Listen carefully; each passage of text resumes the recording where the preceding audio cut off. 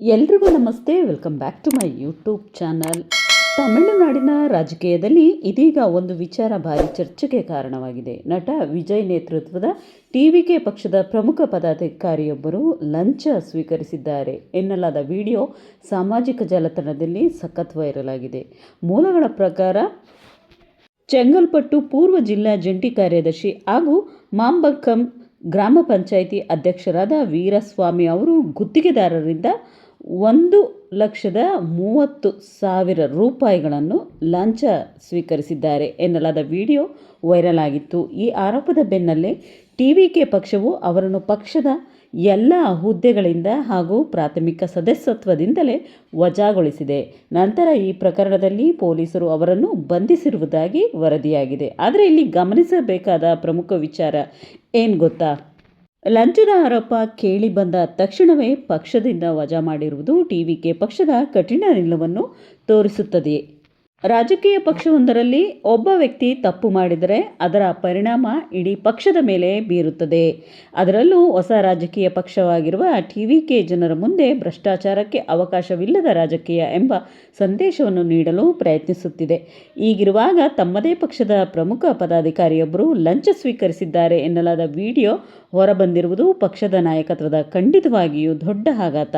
ಪಕ್ಷದ ಇಮೇಜ್, ಪಕ್ಷದ ಸಿದ್ಧಾಂತ ಮತ್ತು ಜನರ ನಂಬಿಕೆಯ ಮೇಲೆಯೇ ಪರಿಣಾಮ ಬೀರುವಂತಹ ವಿಚಾರ. ಇಂತಹ ಸಂದರ್ಭದಲ್ಲಿ ವಿಜಯ್ ಅವರ ನಿಲುವು ಸ್ಪಷ್ಟವಾಗಿರಬೇಕು ಎನ್ನುವುದು ಪಕ್ಷದ ಕಾರ್ಯಕರ್ತರು ಹಾಗೂ ಸಾರ್ವಜನಿಕರ ನಿರೀಕ್ಷೆ. ಯಾರು ತಪ್ಪು ಮಾಡಿದರೂ ತಪ್ಪೇ, ಪಕ್ಷದವರು, ಹತ್ತಿರದವರು, ಪ್ರಭಾವಿ ವ್ಯಕ್ತಿಗಳು ಎಂಬ ಕಾರಣಕ್ಕೆ ಯಾವುದೇ ರಿಯಾಯಿತಿ ಇಲ್ಲ ಎಂಬ ಸಂದೇಶವನ್ನು ನೀಡಬೇಕಾಗ್ತದೆ.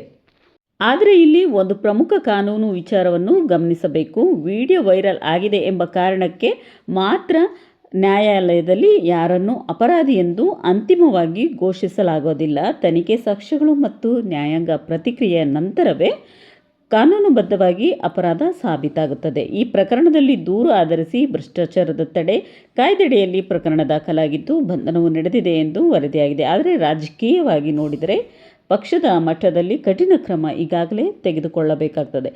ಪಕ್ಷದ ಹುದ್ದೆಯಿಂದ ವಜಾ, ಪ್ರಾಥಮಿಕ ಸದಸ್ಯತ್ವದಿಂದಲೇ ಹೊರಹಾಕುವುದು ಮತ್ತು ಕಾನೂನು ಪ್ರಕ್ರಿಯೆಯಿಂದಲೇ ತನ್ನದೇ ಆದ ರೀತಿಯಲ್ಲಿ ಮುಂದುವರಿತಾ ಹೋಗೋದು, ಇದು ಟಿವಿಕೆ ಪಕ್ಷ ನೀಡಲಾಗುತ್ತಿರುವ ಒಂದು ಸ್ಪಷ್ಟ ಸಂದೇಶ. ಲಂಚ ಸ್ವೀಕರಿಸಿದರೆ, ಅಧಿಕಾರ ದುರುಪಯೋಗ ಮಾಡಿದರೆ ಅದು ಯಾರೇ ಆಗಿರಲಿ ಪಕ್ಷದಲ್ಲಿ ಸ್ಥಾನವಿಲ್ಲ. ಇನ್ನು ಈ ಪ್ರಕರಣದಿಂದ ವಿಜಯ್ ಅವರಿಗೆ ಒಂದು ದೊಡ್ಡ ಸವಾಲು ಎದುರಾಗಿದೆ. ಹೊಸ ಪಕ್ಷವಾಗಿ ಜನರ ವಿಶ್ವಾಸ ಗಳಿಸುವುದು ಸುಲಭವಲ್ಲ, ಆದರೆ ಆ ವಿಶ್ವಾಸವನ್ನು ಉಳಿಸಿಕೊಳ್ಳುವುದು ಇನ್ನೂ ಕಷ್ಟ.